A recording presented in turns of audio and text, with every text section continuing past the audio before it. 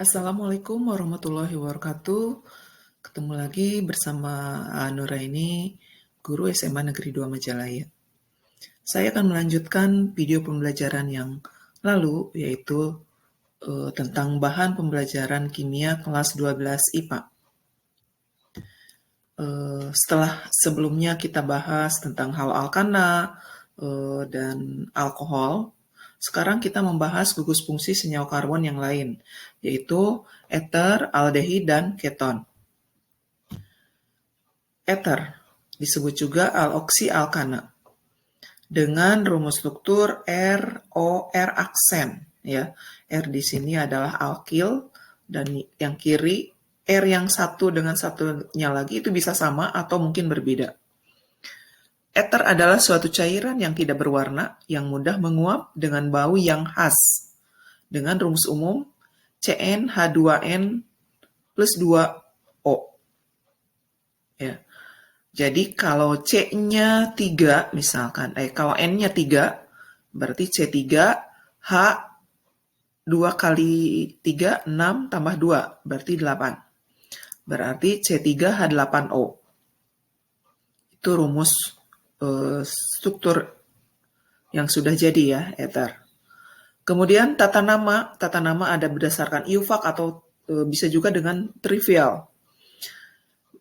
Dengan IUPAC menetapkan alkil yang lebih kecil sebagai oksi, ya, dan alkil yang lebih besar atau mungkin lebih panjang sebagai alkananya.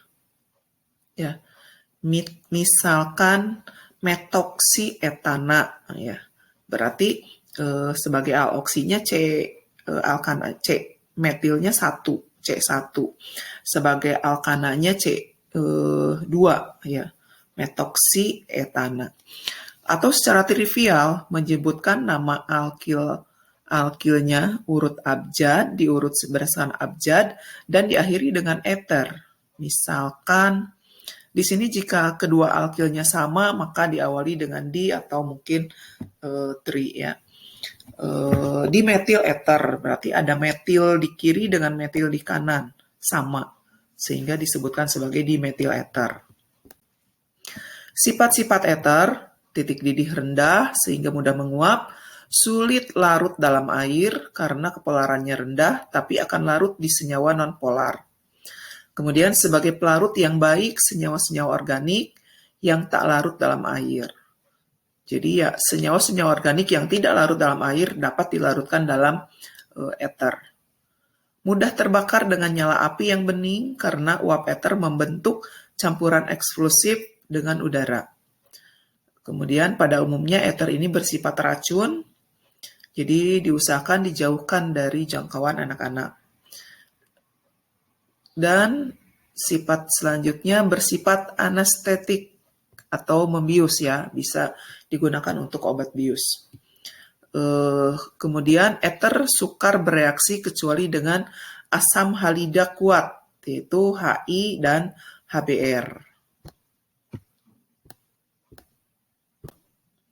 Selanjutnya kegunaan ether. Misalkan ini contohnya yang paling banyak dalam kehidupan sehari-hari, ya.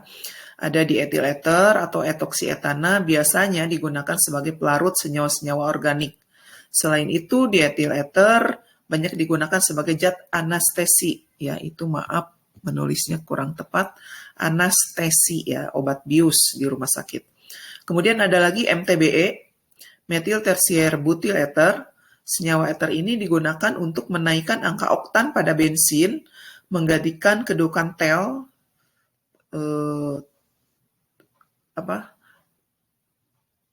dan TML, sehingga diperoleh bensin yang ramah lingkungan sebab tidak menghasilkan debu timbal atau Pb2+, sehingga seperti yang digunakan dalam zat tambahan TEL atau TML, ya. Selanjutnya tentang aldehid, ya, atau alkanal dan keton. Aldehid adalah gugus karbonil yang mengikat satu alkil dan satu atom H dengan rumus umum CnH2n O. Tata nama untuk aldehid secara IUPAC, nama di alkana rantai induk A diganti dengan al. Misalkan butanol menjadi butanal atau butana mungkin ya. Untuk alkananya butana, kalau ada gugus aldehid menjadi butanal. Kemudian menentukan rantai terpanjang terlebih dahulu dalam tata nama yang mengandung gugus fungsi yang dilalui oleh gugus fungsi alkanalnya atau aldehidnya. Sehingga atom C pada gugus fungsi alkanal yaitu CHO itu harus memiliki nomor 1 ya. Jadi tidak mungkin akan ada di tengah-tengah CHO-nya, tapi selalu di ujung. Bisa di ujung kanan atau di ujung kiri. Berarti C yang mengikat CHO ini adalah C nomor 1. Kemudian secara trivial mengandung mengambil nama asam karboksilat dengan mengubah asam OAT atau asam AT ya menjadi akhiran aldehid. Misalnya asam asetat atau menjadi asetaldehid. Jadi yang mengandung akhiran at-nya, asam mengandung akhiran at diganti dengan